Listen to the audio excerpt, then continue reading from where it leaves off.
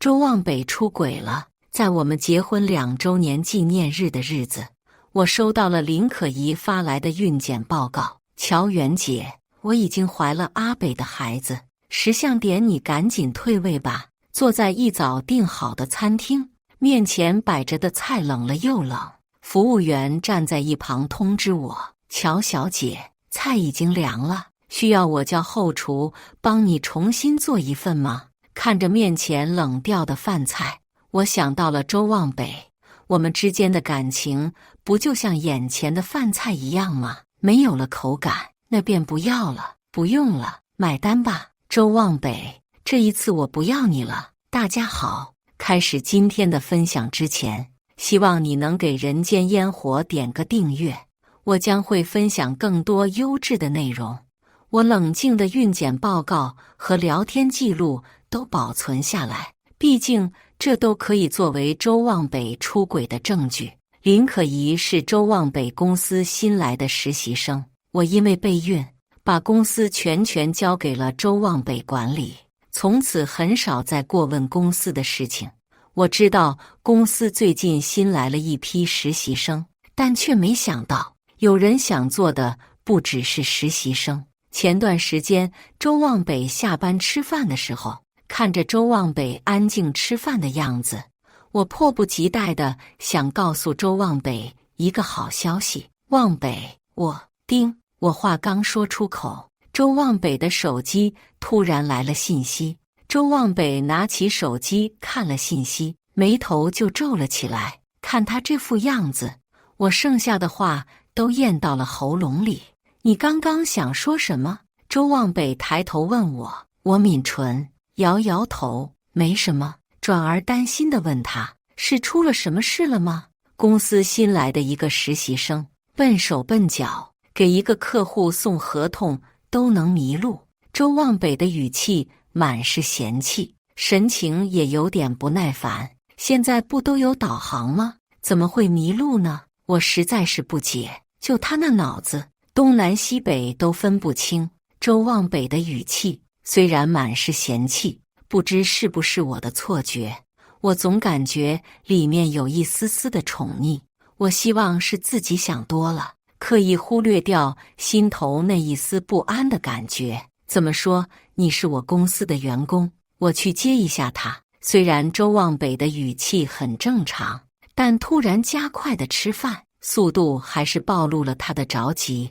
看着起身准备出门的周望北，我小心翼翼地问，你可以叫其他人去呀。周望北用一种我很不懂事的表情看着，听话，回家一个刚毕业的小姑娘，现在肯定很害怕，我去接了她就回来。周望北的背影匆忙又决绝，我不知道他是真的把她当成了普通的实习生吗？或许从那时起，我就该意识到周望北的心早就一点点偏离了。周望北走后，微信突然收到了一条好友申请，头像是一只软萌可爱的猫，备注是林可怡。虽然我没听说过这个名字，但我第一直觉和周望北有关。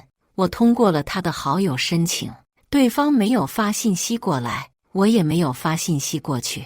林可怡发了一条朋友圈，配图是一双抓着方向盘的手，露出的无名指上还戴着我们的结婚戒指，配文是感谢老板来拯救迷路的我。 PS 竟然坐上了老板的副驾驶。这一刻，我感受到了浓浓的背叛。在我们公司刚起步，历尽了千辛万苦，终于赚到了第一桶金。我们从昏暗的地下室搬到了稍微明亮一点的小区，买了第一辆车。尽管只是一辆几万块的车，但取到车的那天，我和周望北都觉得那是我们人生中最开心的一天。周望北开心地抱紧我，声音颤抖，阿元，从今天开始，我的副驾驶只属于你。从那以后，我们后来从小区搬到了昂贵的大平层，有了第2辆车、第3辆车，但他每一辆车的副驾驶都只属于我，从没有第2个女人可以坐上那个位置。恋爱10年，结婚2年，周望备用他的身体力行，让我对他交付了全部的信任，让我坚信我们的感情是坚不可摧的。可是今天，在我确诊怀孕的这天，周望北亲手打破了这份信任，太难受了，心脏快要撕裂的感觉。我忍不住伸手捂住自己的心口，胃里也好难受啊。这会儿，我甚至分不清是心里难受还是胃难受。这一刻，我清楚地知道，我和周望北感情已经回不到过去了。信任一旦崩塌之后，一切就都毁了。可我却无法释怀这10年的付出，和周望北从籍籍无名走到年少有为。凭什么陪他吃了无数的苦，他却可以轻易背叛我们的感情？突然间好不甘心，报复的计划从此刻形成。随着身旁的床陷下去，周望北躺下来，把我拥进怀里，一股沐浴露的香味向我袭来。不一会儿，背后传来了周望北平稳的呼吸声。闻着周望北的味道，往前让我感到安心的味道，现在突然觉得有点难受，难受的让我睡不着。林可怡家有这么远吗？从晚上8点到现在，足足过了6个小时，我不敢想。第二天，我如往常一样起床给周望北做早餐。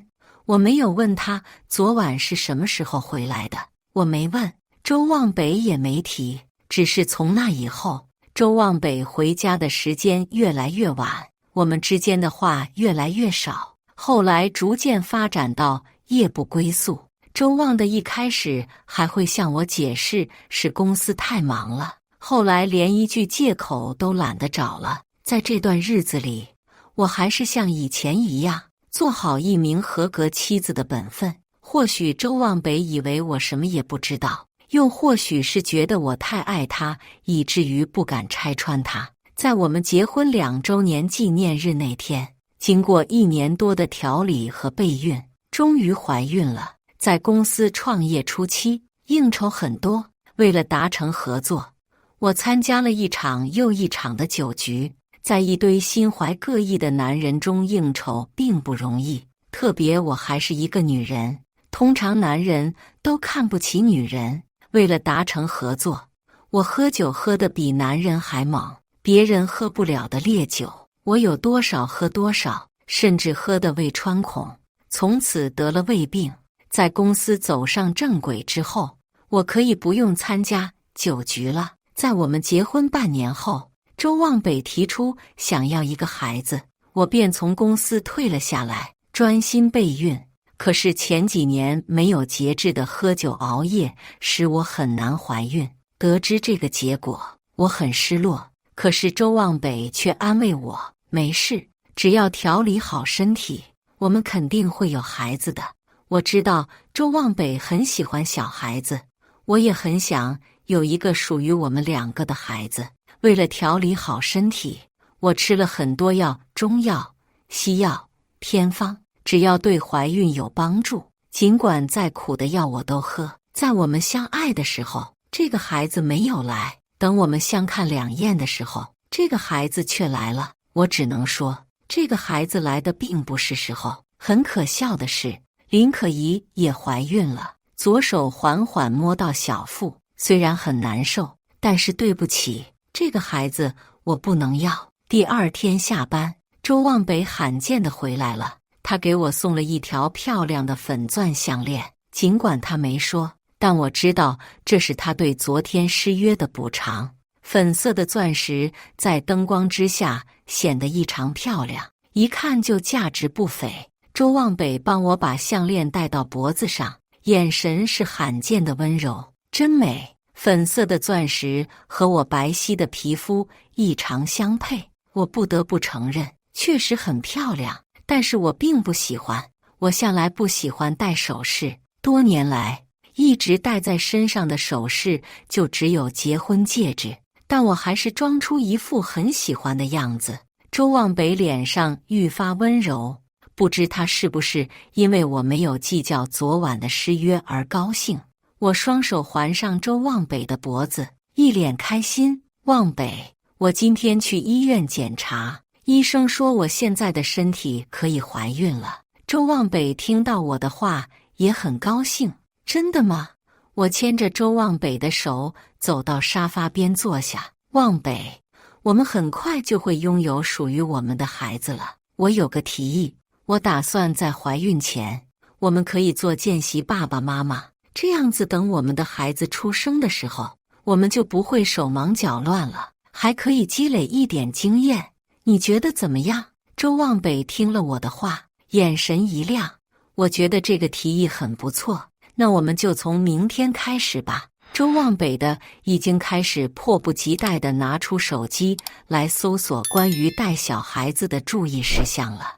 看着周望北俨然一副新手爸爸的样子，不知道他能坚持多久呢。今天周六，周望北没有上班。我醒来的时候，周望北已经不在房间了。当我洗漱完走到餐厅时，看到周望北正在厨房做早餐。我恍惚间想起，我们还没搬来这里的时候，周望北不想我起这么早，想让我多睡一会儿，总会比我先起来做好早餐。后来，当周望北成了年少有为的周总，他再也没有给我做过早餐了。可是，在这段时间，我总能从林可怡的朋友圈看到周望北为林可怡做早餐。时隔多年，再次看到周望北为我做早餐，一时间心情有点复杂。怎么就走到今天这步了呢？起来了，快来吃早餐。周望北见我站在那里，唤我过来吃早餐。周望北做的早餐是一碗馄饨，我吃了一个，是荠菜馅的。以前我就很喜欢吃赵北北包的荠菜馅的馄饨。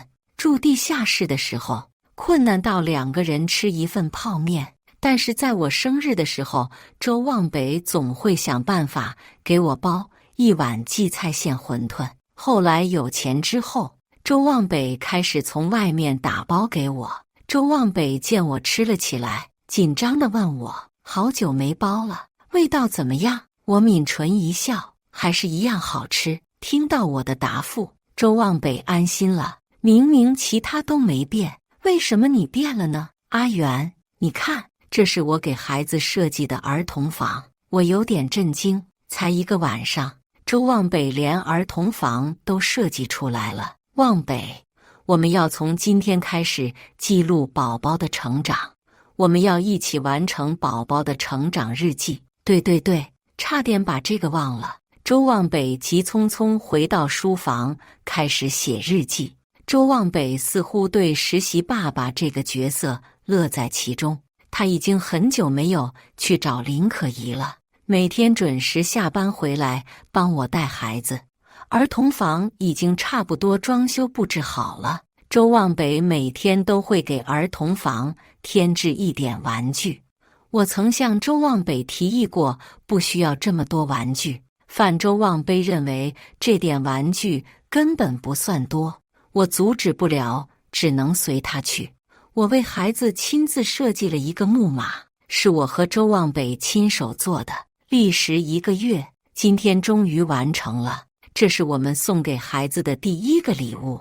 周望北此时觉得比谈成了一扇大生意还有成就感。今天我们要一起去拿给孩子准备的开过光的长命锁。周望北还特地打了一个长命锁，还找了得道高人开光。周望北似乎真的成了一个好爸爸。收到林可怡约我出去谈谈的消息，我并不意外。我知道林可怡坐不住了，因为周望北已经1个月没有找他了。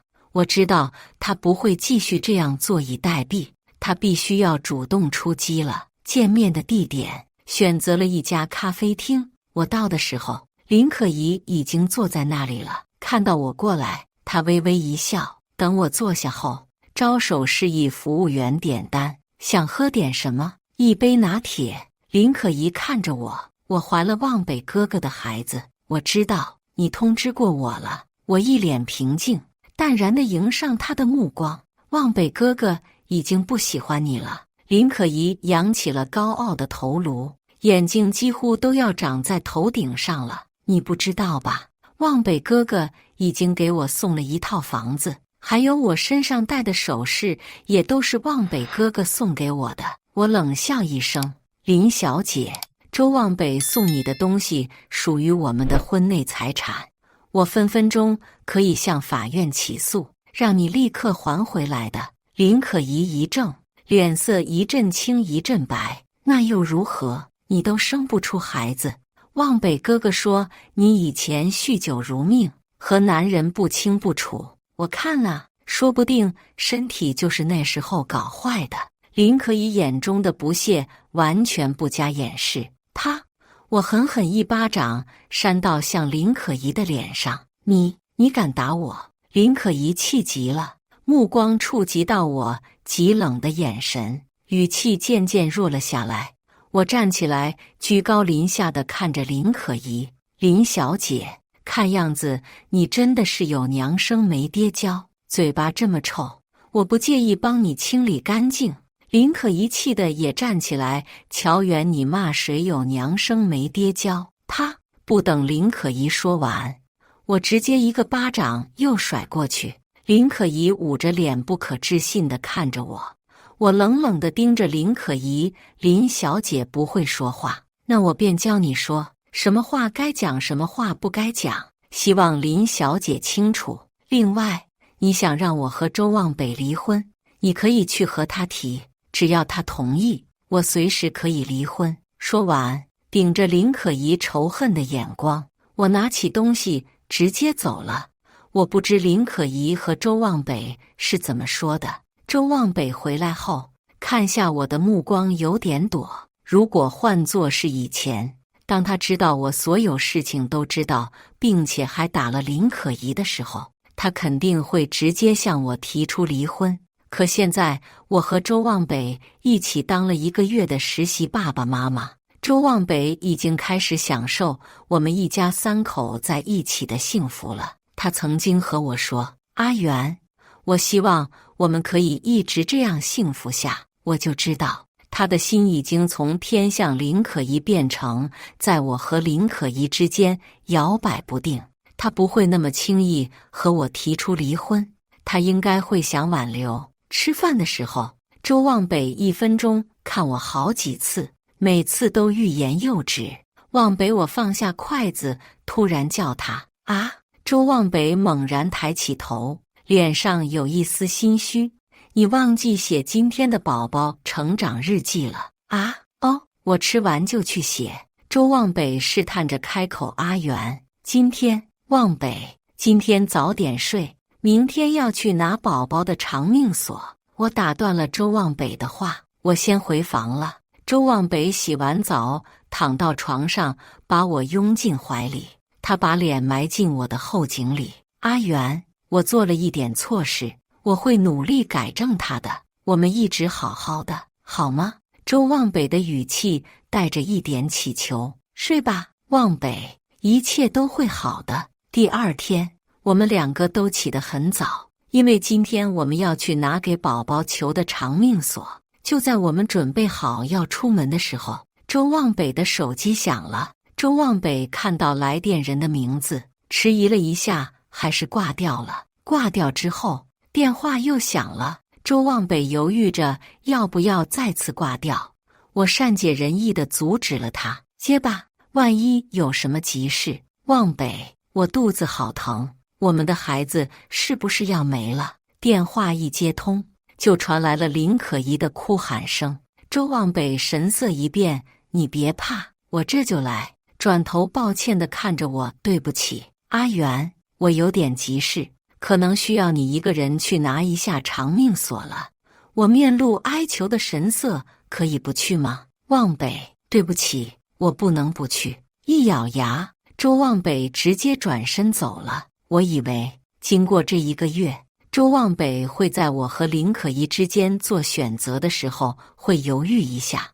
我以为周望北昨晚说的是真情流露，没想到大脸打得这么快。果然，男人的话不可信，男人只有挂在墙上才会老实。喂，你好，我要预约下午的人流手术。放下手机，肚子突然抽了一下，我感觉心好痛。他是不是感觉到妈妈不想要他，闹情绪了？对不起，宝宝，还没来得及让你看一看这个世界，我一个人去拿了长命锁。大师见我一个人来，又是失魂落魄的样子，看着我，施主，凡事皆讲究一个缘字，一切皆有定数。我点点头，谢谢大师赠言，我懂的。做完手术回到家，周望北还没回，不过没关系，我给他准备了一份礼物，他一定会喜欢的。我快速收拾了一下自己的东西，搬离这个承载了我和周望北无数回忆的地方。我订了一家酒店住了进去，明天直接飞往冰岛。去冰岛看极光是我想了很久的。2年前结婚的时候，本来是打算去冰岛度蜜月的，后来公司出了点事情，就没有去成。周望北向我承诺，以后一定会陪我去冰岛看极光，可后来一直到现在，他都没有实现承诺。现在不用周望北，我自己也可以去。经过12个小时的飞行，我终于踏上了冰岛这座美丽而又神秘的城。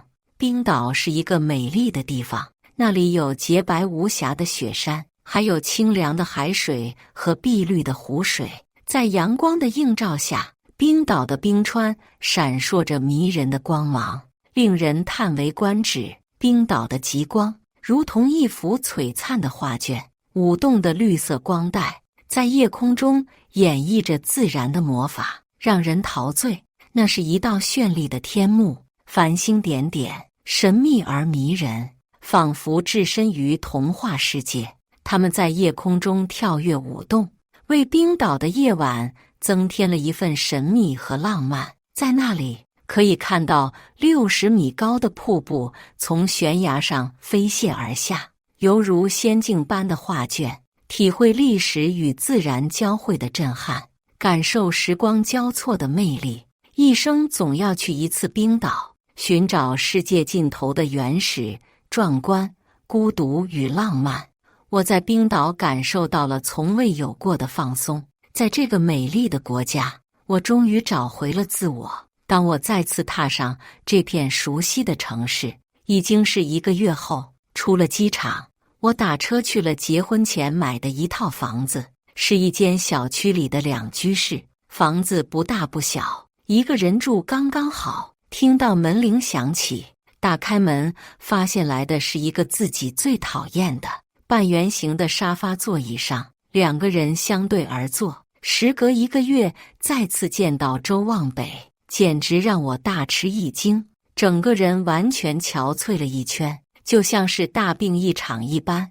周望北以前是一个很注重自身形象的人，绝对不会像现在这样胡子拉碴，头发也没有打理过，身上穿的衣服皱巴巴，一点也看不出以前风光的样。乔元，我们曾经是不是有过一个孩子？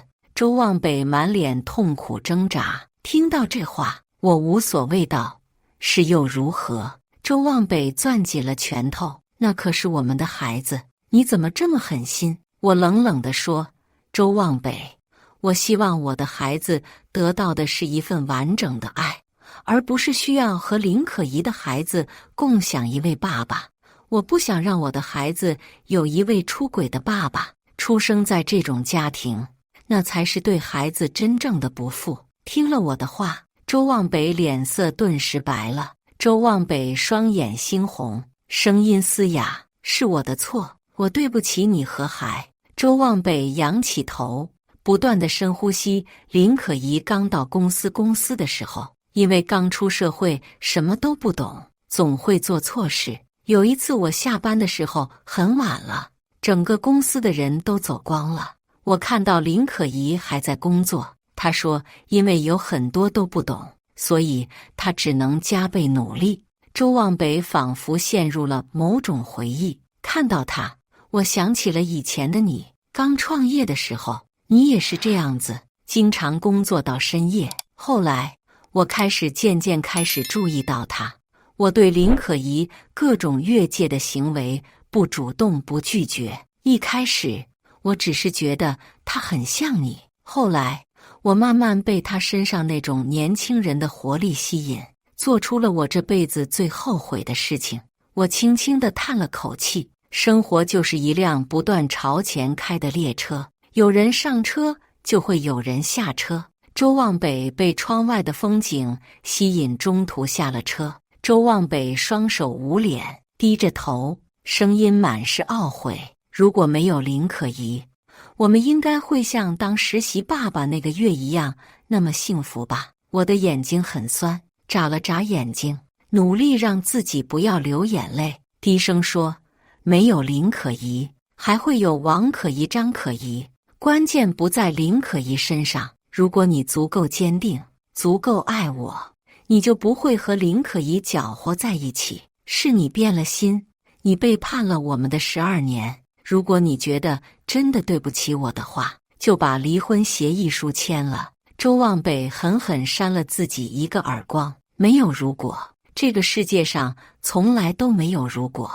我以为周望北会很快就签了离婚协议，但我没想到，没有等到离婚协议书，却等到了我妈的电。我有种不太好的预感，我并不想接我妈的电话，可我妈却锲而不舍地一直给我打。我咬咬牙，只好接了。喂，妈，乔元，你要和望北离婚？在我妈提高音量时，我已经聪明地把手机远离我耳朵了。我抿着唇，轻声说，妈，这事你别管。听到我这话，我妈恨铁不成钢，你是不是傻？凭什么你陪着周望北吃了那么多年的苦，说离婚就离婚了？你想气死我吗？我自己有打算。周望北跟我说他已经改过自新了，他也很后悔，而且他已经和那个女的断了联系了，那个孩子也没有了。男人总是会犯点错的，最重要的是他现在已经改过自新了，你就当给他一次机会，不要永远都这么强硬，服一下软。男人都喜欢温柔的女人。听到我妈这番话，我感觉好荒唐，自己亲妈劝自己的女儿原谅出轨的丈夫。我冷笑，服软，像你和我爸那样吗？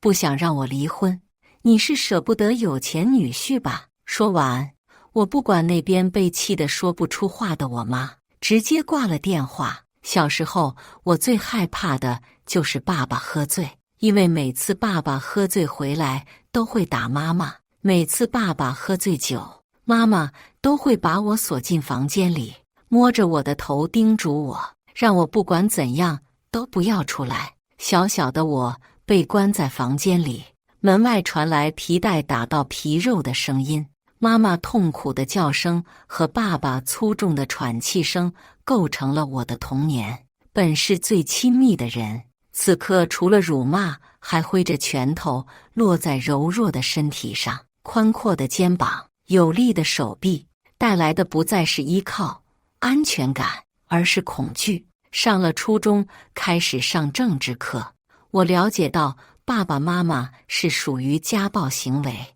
我不想让妈妈继续挨爸爸的打，我向妈妈提议让她和爸爸离婚，没想到妈妈却打了我一巴掌，仿佛我是仇人似的瞪着我。乔元，你怎么这么恶毒？你竟然让爸爸妈妈离婚？我一个女人离了你爸爸，我怎么活？你就是想让我死啊！我不理解，为什么妈妈不愿意离婚，宁愿一直忍受爸爸的毒打，都不愿意离。直到后来我才明白，妈妈没有什么见识的小女人，从小就被自己的父母教育在家从父出嫁从夫，老公是天的观念，这不是一朝一夕可以改变的。所以她会在我要和周望北离婚的时候劝我原谅出轨的丈夫。但是尽管妈妈只是一个愚昧的妇女，让她楚卫在爸爸喝醉酒时拼尽全力护住我，直到我初3那年，父亲在一次喝醉酒的时候失足掉入河里，等发现的时候已经没气了。知道父亲死亡的消息，我第一感觉是很高兴，因为我和妈妈终于不用再担惊受怕了。孤儿寡母的日子很难过，我只能很努力地学习，有一点空闲时间就去兼职。我想努力减轻妈妈的负担，日子过得很难很累，但我却一刻也不敢松懈。直到后来，我和周望北创业成功，终于让妈妈过上了好日子。可能是以前的日子太苦了，妈妈害怕我和周望北离婚后会重新过回以前那种生活。面对这一切，我突然感觉到好累。对于周望北找我妈这种行为，让我很生。拿出手机，我拨打了一个电话：“是陈总吗？我是乔源，有笔生意想跟你谈一下，明天有空吗？”“好，到时候见。”“乔小姐，你真舍得把你手上的股份都卖给我？”不怪陈总会怀疑，毕竟现在星河的发展前景非常好，我手上的股份会越来越有价值。我微微一笑，我手上有30%的股份，我可以按市场价全部卖给你。陈总叫陈岩，是华安的创始人。华安和星河互为竞争公司，但是如果我把星河的股份卖给陈岩，那局面就会变得不一样。华安会迅速反超星河，并且有可能会压星河一头。陈岩盯着我看了一会儿，忽然笑了：“乔小姐，我忽然有点欣赏你了。早就听闻乔小姐工作能力很强，要不要考虑一下来我公司？你永远是乔源，而我永远都不会是周望北。”不得不说，周望北的话让我有点心动。为了周望北，我做了2年的家庭主妇。其实相比起来，我还是更喜欢搞事业。陈岩很爽快，当场就签约了。我突然拥有了一大笔钱。对于陈岩提出让我去他公司工作的事情，我只说我要考虑一下。一从电梯出来，就看到周望北站在我房子门前，真的好烦。为什么总是见到不想见的人？我不想理他，直接越过他，打开门进去。周望北却趁我开门的时候，趁机钻了进来。我很生气，小心我报警抓你擅闯民宅。周望北质问我：“你把股份卖给陈岩了，是又怎样？星河是我们一起创建的，你就这么舍得不要他了吗？”周望北的呼吸急促起来，我冷冷地看着他，嗤笑：“连你我都不要了，跟你有关的我都不想要。如果你不想让我越来越恨你，那就赶紧把离婚协议书签了。我不想再跟你扯上一点关系。真的一点机会都没有了吗？”周望北小心翼翼地问。我只是看着他，什么也没说。周望北失魂落魄地离开了。第2天，律师带来了周望北已经签好字的离婚协议，只要我签字，这份协议就会生效。这份协议书符是我一开始拟定的那份，周望北在我那份的基础上修改了一些条件。周望北把湘江玫瑰花园的一套别墅转到了我的名下，并给了我1个亿的赡养费。这条件开得真是极其有诚意，完全就像是某些好聚好散的夫妻离婚时开出的条件。周望北会开出这些优渥的条件，是我没想到的。这1个亿应该是周望北全部的钱了。虽然我不知道他为什么会把钱全部给我，但不过他既然给了，跟谁过不去也不能跟钱过不去。我也只好收下了。从民政局出来，拿着崭新出炉的离婚证，没有其他心情，只感觉到很开心。我不想再和周望北说什么，转身就想：“阿元。”周望北突然叫住我：“对不起。以后遇到什么困难，你都可以来找我。”我没有回应他，我想我们应该不会再有什么交集了。我最终还是没有答应陈岩的要求。接下来，我想活得轻松一点。我开了一家咖啡厅，请了几个员工，平时让副店长帮我管店，本来也没想着生意会有多好，没想到却出乎我意料的好。我一般不怎么去店里，我时不时就会去旅游，不管国内还是国外，我越来越享受这样的生活。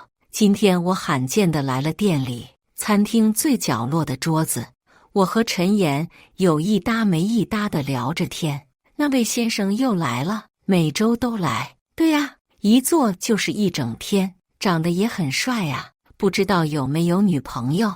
他手上戴有戒指的，结婚了，所以你不要想了。不小心听到两位服务员在八卦，我和陈岩对视一眼，都忍不住笑，顺着服务员看过去，他们讨论的竟然是周望北。陈岩调侃我，怎么以前没发现你那位前夫这么深情？我耸耸肩，失去了才懂得珍惜。有什么？陈岩点点头。你还爱他吗？我叹了口气，我对他的爱早就随着我孩子的离开消失得一干二净了。我和他这辈子只能是陌生人，我不能原谅他，不然我自己都原谅不了我自己。从年少慕爱走到相看两厌，那个害羞的跟我说要和我考同一所大学的18岁的周望北，那个青涩的满眼是我的周望北，终究还是淹没在了时光的洪流里。但我永远记得18岁的周望北爱乔源，很爱。周望北番外，林可怡还在里面做检查，我却总是想到乔源听到我说要离开时脸上失望的表情。林可怡哭着跟我说，乔源打了她2巴掌，哭哭啼啼想让我帮她讨回一个公道。我下意识的反应不是林可怡被打了，而是乔源知道了我和林可怡的事。他是什么反应？是不是很生气？会不会想要跟我离婚？一想到要和他离婚，我突然好慌。我以为我对乔源早就没有感情了，真到了这个时候，我发现我竟然不想离婚。我顾不上安慰林可怡，随便敷衍了几句，我就匆匆离开了。我以为乔源会质问我，可是乔源还是和以前没有什么变化。我有点控制不住的沾沾自喜，乔源真是太爱我了。我想和乔源好好过日子，但我又舍不得和林可怡在一起的刺激感，我很纠结。睡觉时，我忍不住问乔源，我想我一定要和乔源好好过日子。今天是我们一起去给孩子拿长命锁的日子，但我却抛下他去找了林可怡。我迫切地想回去找他，向他解释，我是真的想和林可怡断了。我想告诉他，我真的知道错了。我想请求他的原谅。医生说林可怡有流产的迹象，需要住院观察。我想赶紧去找乔源，可是林可怡苦苦哀求我今晚留下来陪她，我拒绝不了，只好暂时留在医院。应该不会有什么的，我会向乔源表明我的心意，他这么爱我，肯定会原谅我的。乔源，等着我，我明天马上回去。我在家里没有看到乔源，我没有多想，以为乔源只是出去了。我去儿童房，打算写今天的宝宝日记，看到放在中间的木马上放着一个纸盒子，之前是没有的。我突然有点紧张，不敢打开这个盒子。在我眼里，这纸盒子不亚于潘多拉的魔盒。打开盒子，映入眼帘的是一只长命锁，长命锁下面是离婚协议书。我颤抖着手拿起离婚协议书，发现下面还有2张纸，是一张怀孕报告单，时间是1个月前，结婚纪念日那天。所以本来乔源是打算在那天告诉我这个消息的，可我那天我爽约了。我那天在干嘛？我越想越绝望。我那时候在林可怡家，看到报告单下面那张纸，我心如死灰，瘫坐在地上一动不动。人流手术4个字刺痛了我的眼，我气急了，他怎么能这么狠心？那可是我们的孩子啊！可是一看到上面的时间，是昨天。乔元肯定是对我很失望了，才会连我们的孩子都不要。我真的好恨自己，我不想离婚，可我现在找不到乔元，我不想去上班，感觉做什么都没有动力。我每天晚上都睡不着，我只能喝酒，不停地喝酒，试图麻痹自己。我每天都翻来覆去地看乔元留下的日记。20某某年8月3日，今天我检查出自己怀孕了。很巧的是，林可怡也怀孕了。更巧的是，今天是结婚纪念日。没关系，有宝宝陪妈妈过。2023年8月4日，今晚周望北又没有回来，可能他更喜欢林可怡的孩子吧。宝宝不要怕，妈妈会加倍爱你的。2023年8月20日，周望北实习爸爸做得很称职，我想他应该会是一位称职的爸爸。我希望他也能这么对我们的宝宝。2023年8月28日，林可怡找我了。我并不在意他的挑衅，可他不该这么说。是不是周望北也这么认为的？我很想知道。2023年8月29日，周望北在我和林可怡之间还是选择了林可怡。这一刻，我突然想通了。宝宝，对不起，妈妈可能要放弃你了。林可怡来找我的时候，我还沉浸在悲伤里。周望北，你要跟我分手，还把我辞退了，我可是还怀着你的孩子。林可怡气疯了，我狠狠地看着她，都是你，要不是你，阿元也不会和我离婚，更不会打掉我们的孩子。林可怡冷笑一声，嘲讽道：周望北，是你自己抵不住诱惑，我只不过是热情了一点，你就受不了了？是我逼你出轨的吗？你贪恋和我在一起的刺激感，又不敢和乔元提离婚，你既要刺激又要名声。周望北，你就是一个自私自利的男人，怪不得乔元不要你。被林可怡这么直白地说出我的心思，我有点恼羞成怒，推了林可怡一把。你胡说！没想到我这一推，亲手杀掉了自己的孩子。我给了林可怡500万，当作是对她的补偿。我试图想挽回乔元，可乔元离婚的心非常坚决，就算我找了乔元的妈妈，也没能改变他的主意。星河是我和乔元2个人共同的心血，我知道他有多爱星河，没想到他竟然把他手上的股份全都卖给了乔元。他连星河都不要了，怎么可能还会要我？我们还是离婚了。我把自己所有的钱都没给了乔元，我希望可以补偿到一点点。没有乔元的家，我不想回去。我在公司待的时间越来越长，一有空我就会去乔元开的咖啡店坐，像个痴汉一样偷偷看乔元，只有那样才能缓解一下他内心的痛苦。